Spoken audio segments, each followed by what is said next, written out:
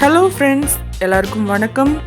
இன்றைக்கி நம்ம coastal area ஸ்டைலில் மீன் பொரிக்கிறது எப்படின்னு பார்க்கலாம்.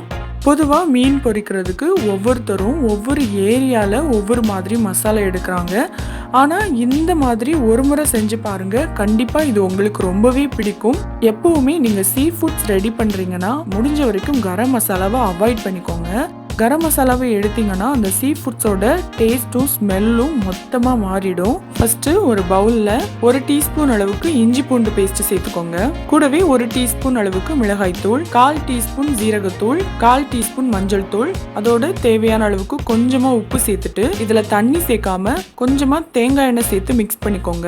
தேங்காய் எண்ணெய் சேர்த்து மிக்ஸ் பண்ணிங்கன்னா அந்த மசாலாவோட ஸ்மெல்லும் டேஸ்ட்டும் ரொம்ப நல்லாயிருக்கும். இப்போ இதை மீனில் அப்ளை பண்ணிடலாம்.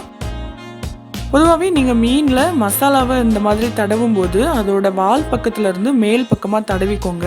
அப்போ தான் நம்ம மீன் பொரிக்கும் போது அந்த மசாலா உதிர்ந்து போகாமல் இருக்கும். இப்போது இதை அரை மணி நேரத்துக்கு அப்படியே வச்சிடலாம். அரை மணி நேரம் ஆனதும் இந்த மீனை பொரிக்கிறதுக்காக ஒரு பாத்திரத்தில் எண்ணெய் ஊற்றி சூடு பண்ணிக்கோங்க. இந்த எண்ணெய் நல்லா சூடானதும் இதில் மீன் எடுத்து போட்டுடலாம்.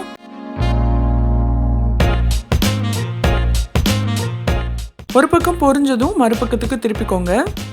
அவ்வளோதான், மீன் நல்லா பொரிஞ்சிடுச்சு. இதை எடுத்து வச்சிடலாம். இந்த மாதிரி உங்கள் வீட்லேயும் மீன் பொரிக்கிறதுக்கு மசாலா ரெடி பண்ணி மீன் பொரிச்சு சாப்பிட்டு பாருங்க. உங்களுக்கு இந்த வீடியோ பிடிச்சிருந்தா எங்களோட சேனலை சப்ஸ்கிரைப் பண்ணுங்க. ருசியாக சாப்பிடுங்க, ருசிச்சு சாப்பிடுங்க.